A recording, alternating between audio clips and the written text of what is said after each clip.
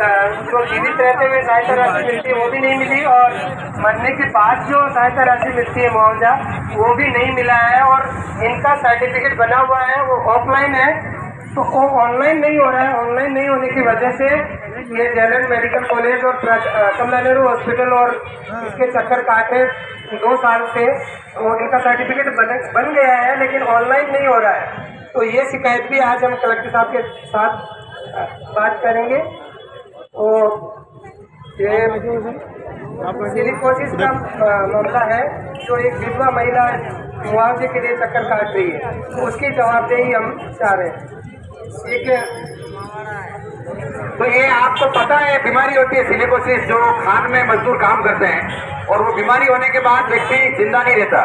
सरकार ने एक नीति बनाई है कि उसको उस बीमारी से यदि कोई ग्रसित हो जाता है तो उसको एक मुआवजा दिया जाएगा।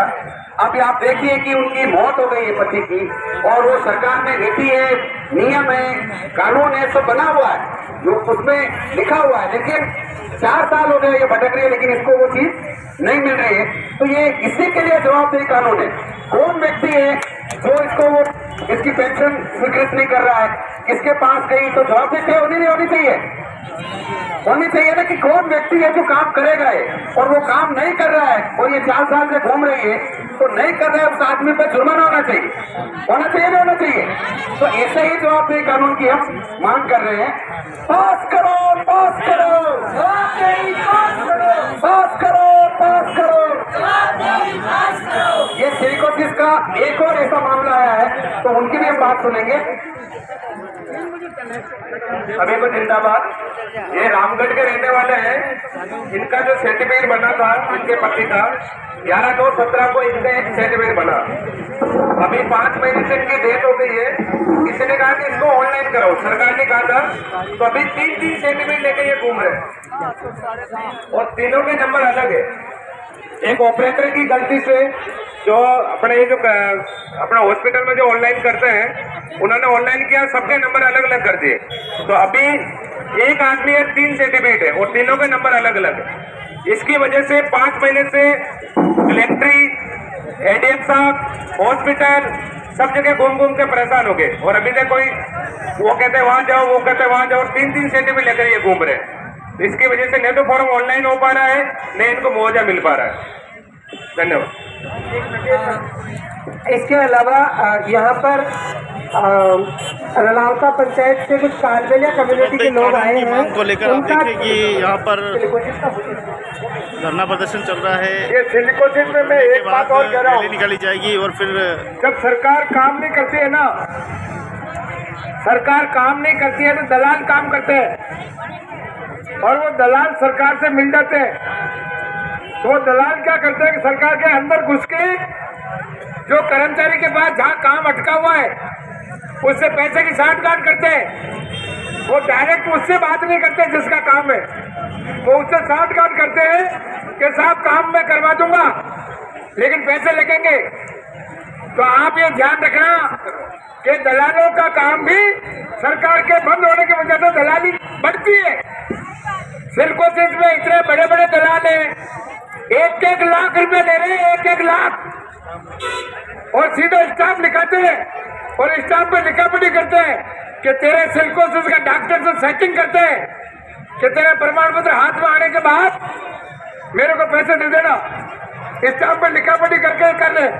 आप लोग इतना नहीं समझोगे कि आप दलाल के चक्कर में आके अपना काम कराओगे तो सरकार खुद ही दलाल बन जाएगी। उसको मालूम है कि इनके काम ऐसा मत करो। सरकार के कर्मचारी पूरा तनख्वाह लेने के साथ काम करना चाहिए ना, वो तनख्वाह से काम नहीं करते। तो ऊपर से आना चाहिए, तो ऊपर से कहाँ से आएगा? या तो दलाल दे या वो खुद मांगे रिश्वत। तो ये कानून रिश्वतखोरी को भी बंद करेगा। अभी यहाँ ये सिलिकोसिस वाले घूम रहे, पता नहीं कितनी ये इनके, ये तो सर्टिफिकेट है ना, एक ही पकड़ो, ये मौत का परवाना है। ये सिलिकोसिस का सर्टिफिकेट मौत का परवाना है, ये डेथ सर्टिफिकेट है कि ये इसको ये प्रमाण पत्र मिल गया, इसकी मौत पक्की है। वैसे तो सब मरने वाले हैं, लेकिन ये तो कभी भी मर जाएगा। ये सर्टिफिकेट मिलने 2 साल जिंदा रहे, 3 साल जिंदा रहे और निपट जाता है। ये शांत हो गया। इसकी उम्र भी देख सकते हो आप, 42 साल की उम्र में शांत हो गया। ऐसे आपको गांव मिल जाएंगे सिलिकोसिस में, एक ही गांव में 40-45 साल की उम्र की विधवाएं सारी विधवाएं वो मिलेगी सिलिकोसिस पीड़ितों की। तो इसलिए इस बात को ध्यान रखना आप, सिलिकोसिस वाला मुद्दा हमारे लिए जरूरी है, लेकिन इसमें दलाली को नहीं रोकेंगे और दलालों को हम नजरअंदाज नहीं कर सकते, उनको खुले में बाहर लाना पड़ेगा। कौन है जो दलाली कर रहा है? इसलिए मैं कह रहा हूं, आप दलाल को नहीं रोकोगे तो सरकार दलालों के साथ मिल जाती है और सरकार और दोनों एक जैसे हो जाते हैं। पता भी नहीं चलता कि सरकार कौन सी, दलाल कौन सा है। वो दलाल सबका से अपना काम करवाता है और आपको भी लगता है कि इसके हाथ में जाओ तो काम हो जाएगा। या लोग बैठे हैं जो पर्चे में 2019 में पर्ची कटी, 2019 में पर्ची कटी पट्टे की, आज तक पट्टा नहीं मिला। अभी कैंप में गया, एक और पर्ची काट दी, वो पर्ची दे दी उसके हाथ में कि पट्टा की पर्ची है। पर्ची का क्या करूं, काटूं क्या? पट्टा कहाँ है? वो पर्ची पट्टा है, वो पर्ची को घूम रहा है, यही खड़ा हूँ। यहाँ आके बता रहे कि मेरे पास 2019 की पर्ची भी है और उसमें नहीं मिला, आज भी नहीं मिला। तो सरकार रोज रोज काम नहीं करते हैं, इसलिए कैंप चलाती है। आप ये सोचो, कैंप में क्या कर रहे हैं? पेंशन, पट्टा, राशन। अरे भाई, तो आप रोज क्या कर रहे हो? रोज काम क्यों नहीं करते? अगर स्कूल में ऐसा हो जाए कि भाई बच्चों को रोज नहीं पढ़ाएंगे, हम साल में एक बार कैंप लगा के पढ़ा देंगे सबको, ऐसा कैसे हो सकता है? तो इसलिए बहुत महत्वपूर्ण है ये कानून, जिसके लिए अपन को लड़ना है। ये सबसे अपनी जिंदगी से जुड़ा हुआ है। ये जो आपके सामने उदाहरण आ रहे हैं, जो बता रहे हैं, अभी एक एक उदाहरण आपके सामने आ रहे हैं, बता रहे हैं। ऐसे ही रलावता ग्राम पंचायत में 40 साल से कालबेलिया कम्युनिटी के परिवार रह रहे हैं। ये लगभग 15-20 परिवार है जिनको वहां पर जॉब कार्ड बना के नहीं दिया जा रहा है। जो रोजगार गारंटी में नरेगा में काम करने के लिए जॉब कार्ड हो तो वो नरेगा में काम कर सकते हैं, तो इनको जॉब कार्ड बना के नहीं दिया जा रहा है। तो जॉब कार्ड के लिए इनसे कहा जा रहा है कि 50 रुपए के स्टाम्प पे नोटरी करवा के लाओ। तो इन्होंने वो नोटरी करवा के भी प्रशासन गांव के संघ में दे दिया। उनकी शिकायतें भी है, प्रशासन गांव के संघ में 50 रुपए के स्टाम्प पे नोटरी करवा के दे दिया। उसके बावजूद भी पंचायत समिति सिलोरा के ग्राम पंचायत रलावता में अभी तक उनको जॉब कार्ड बना के नहीं दिया जा रहा है। ये जॉब कार्ड के लिए, राशन के लिए और पट्टा के लिए ये सारी शिकायतें लेकर आए हैं ग्राम पंचायत रलावता से कालबेलिया परिवार है। पट्टा ही रिश्ते का बार आपको काम हो जाए आगे वोट जाने का परेशान हो रही है लोगों ने कुछ सूचना को तो नहीं क्या जो मालूम नहीं कर वो परेशान हो रही है, बार परेशान हो रही है जो हाल।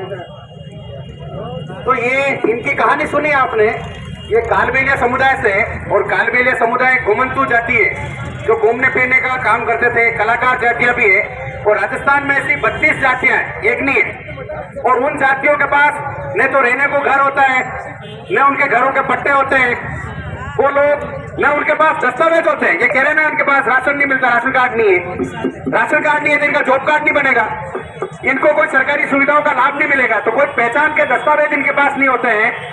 ऐसी जातियां सड़क पे रहती है, शहरों में रहती है, बेघर होकर जीती है, या शहर में उनके पास घर नहीं होता है, फुटपाथ पे रहती है। और गांव में जब रहते हैं तो इनके मकान इन्होंने जहां भी सरकारी जमीन मिली वहां बना लेते हैं झोपड़े अपने, लेकिन आए दिन इनको वहां से हटाया जाता है।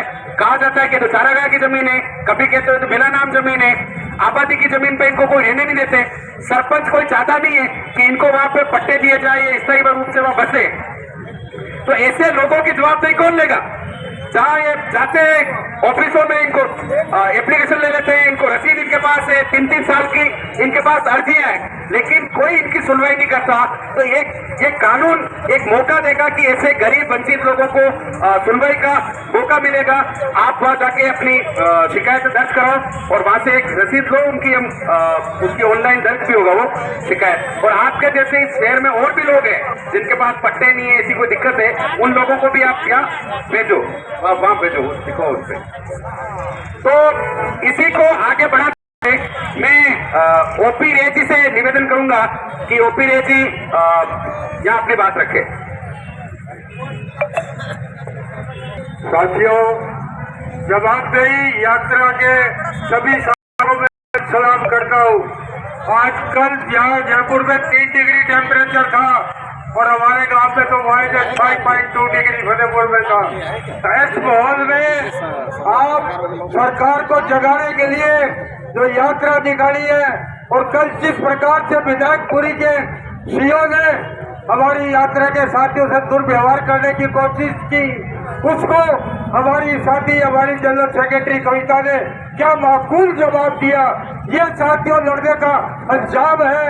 और आज जहाँ भी हम पहुंचे हैं, कुछ भी हमने लिया है वो लड़ाई से ही लिया है साथियों। भीख मांगने से कुछ नहीं मिलता। हमने आज तक जो भी अधिकार लिए हैं लड़के छीन के बराबर आंदोलन करके लिया है। इसलिए हमारे साथियों ने जो नारा दिया था, लड़ेंगे जीतेंगे, लड़ेंगे जीतेंगे। आज अजमेर में मैं सभी साथियों का आपका हृदय से स्वागत करता हूं। और साथियों, आपने जो प्रस्तुति दी और स्पेशली हमारे साथियों ने जो बैंड बाजा ढोल बाजे इसके साथ जो नाच नृत्य आदि दिखाया, और साथी शंकर का तो कोई जवाब नहीं। शंकर तो बड़ी बड़ी फिल्मों में भी ऐसे कलाकार नहीं मिलते जो अपने गीत बनाते हैं, हर विषय पे अपना पक्ष रखते हैं। साथी मुकेश जी, साथी सभी साथियों को मैं पुनः यहाँ धन्यवाद देना चाहता हूँ। और मैं पुनः आग्रह करता हूँ, पहली यात्रा भी अजमेर से शुरू हुई थी और यह यात्रा भी अजमेर से शुरू हुई है। अजमेर के सभी साथी, सभी संगठन, सभी हम लोग आपके साथ खड़े हैं, आधी रात को खड़े हैं। आपको किसी भी प्रकार का कार्य हो, कभी भी हो, हम आपके साथी हैं, हमेशा रहे हैं, साथ जिंदगी रहेंगे। जय हिंद साथियों। शुक्रिया। लड़ेंगे जीतेंगे, लड़ेंगे जीतेंगे।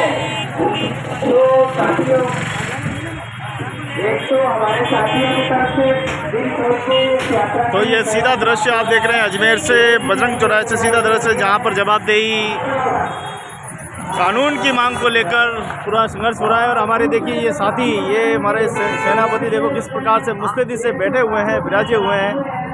ये देखिए आप कद 1 घंटा हो गया और पता नहीं कितने घंटे और हमें बैठना है और अभी तो कलेक्ट्रेट पर भी जाना है।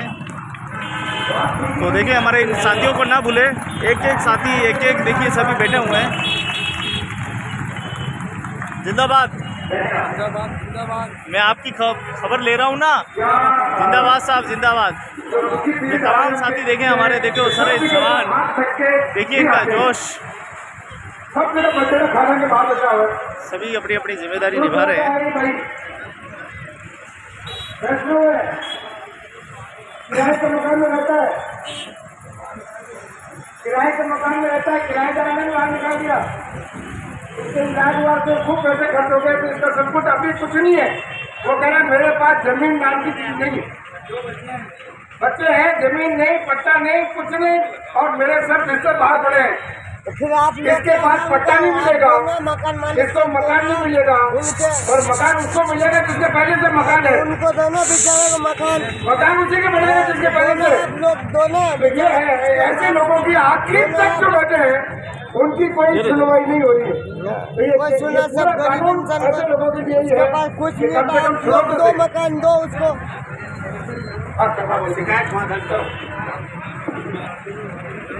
धन्यवाद। मैं अब बुलाना चाहूंगा सुरेश जी अग्रवाल को। सुरेश जी अपनी बात रखेंगे। तो जवाबदेही की मांग को लेकर आप देखें ये सीधा प्रदर्शन चल रहा है, उसके बाद रैली का जो है निकाली जाएगी और यहाँ पर शिकायत लिखी जा रही है। इस जवाबदेही यात्रा में पधारे हुए सभी सहभागी साथियों, अजमेर की धरती पर आप सबका तहे दिल से हम अभिनंदन करते हैं, स्वागत करते हैं।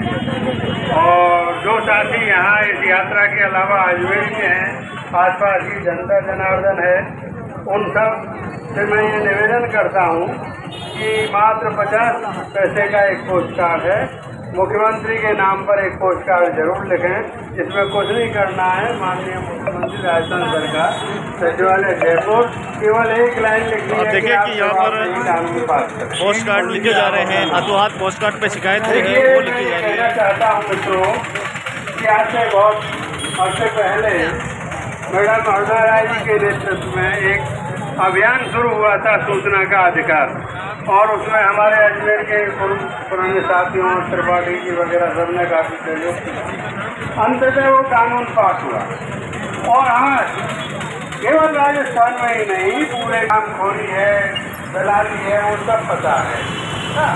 तो ये सब चीजें तो बीमारियां तो हैं, लेकिन उन बीमारियों को कम करने के लिए सूचना का एक अधिकार आया, उससे थोड़ा अनुकूल लगा। अब ये जो दूसरी क्रांति जिन क्रांतिकारी साथियों ने जो शुरू की है एक जनता को जगाने के लिए कि जनता जागो, जनता जागो, जनता की हालत बहुत खराब है। निश्चित रूप से हमारे माननीय मुख्यमंत्री सम्मेलन ने कोरोना में अच्छा काम किया, इसमें कहीं कुछ कमी नहीं है, लेकिन इस तरह की जमघट राजनीतिक तंत्र में है, जिस तरह का भ्रष्टाचार है, हरामखोरी है, कोई कानून काम नहीं करना चाहता है, एक अनपढ़ आदमी से थोड़ा अच्छे अच्छे पढ़े लिखे लोग धक्का खाते हैं।